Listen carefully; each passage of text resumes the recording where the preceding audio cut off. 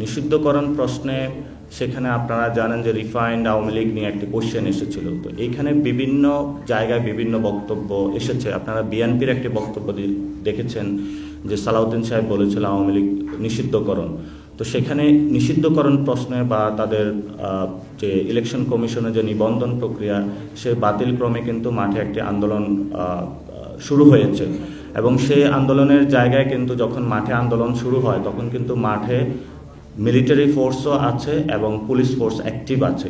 তখন সেখানে কিন্তু বিভিন্ন ফরম্যাটে বিভিন্ন জনের সাথে আলোচনা হয় এবং সেই আলোচনায় থেকেই এতটুকু আলোচনার গড়িয়েছে এবং এটা কিন্তু আলোচনার সূত্রপাত হয়েছে আওয়ামী লীগ নিষিদ্ধকরণ প্রক্রিয়া প্রশ্নে। এবং আমরা গত 6 মাস পর্যন্ত বলে আসছি যে আওয়ামী লীগের যে মানুষগুলো অথবা যারা খুনি ছিল, ডিরেক্ট খুনের সাথে ইনভলভমেন্ট ছিল, যারা বিভিন্ন জায়গায় সেনাবাহিনী বিভিন্ন ক্যান্টনমেন্টে আশ্রয় নিয়েছিল, আমরা তাদেরকে স্পষ্ট বক্তব্য বলেছিলাম দেশবাসীর সামনে যে এই বিষয়ে বক্তব্যগুলো স্পষ্ট করার জন্য। এবং আমরা সেই বিষয়ে স্পষ্ট বক্তব্য পাওয়া পর্যন্ত আমরা কাউকে এ পর্যন্ত বিশ্বাস করতে পারছি না।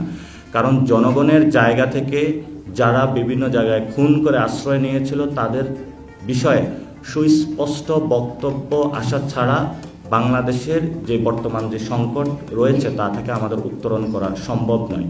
কিন্তু ঘটনাগুলো চলমান প্রবহমান এবং সেই জায়গা থেকে আওয়ামী লীগের কোশ্চেনটা যেহেতু এখন অনেক বেশি মানুষের সামনে এসেছে এবং তারা দেশি বিদেশি অনেকগুলো আন্তর্জাতিক চক্রান্ত করে যাচ্ছে এবং অন্যান্য দেশের যে অ্যাম্বাসেডারগণ রয়েছেন তারাও যখন বিভিন্ন জায়গায় বিভিন্ন ফরম্যাটে কথাগুলো বলে যাচ্ছেন তখনই কিন্তু আমাদের সামনে এসেছে। তো সেই জায়গা থেকে আমরা স্পষ্টত করেছি এবং গত কয়েকদিন ধরে আমাদের যিনি দলীয় প্রধান নাহিদ ইসলাম এবং সেক্রেটারি জেনারেল আখতার হোসেন স্পষ্টত করেছেন রিফাইন্ড হোক যেই কোনো মূল্যে বাংলাদেশে আওয়ামী লীগের কোনো রাজনীতি করার অধিকার নাই।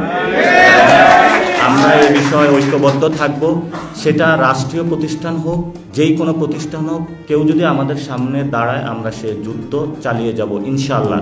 এবং সেই ক্ষেত্রে সেনাবাহিনীর থেকে আমরাও তাদেরকে বলবো যে আপনারা দায়িত্বশীল আচরণ করুন, পলিটিক্যাল ম্যাটার পলিটিক্যাল যারা পার্সন দল রয়েছে তাদেরকে আপনারা ডিল করতে দেন এবং এখানে বিভিন্ন জায়গা থেকে যদি কোনো গোষ্ঠী বিভাজনের প্রচেষ্টা চালায় সেটা নিয়ে এনসিপি ঐক্যবদ্ধ ছিল, থাকবে এবং ভবিষ্যতে বাংলাদেশের পক্ষে কাজ করে যাবে।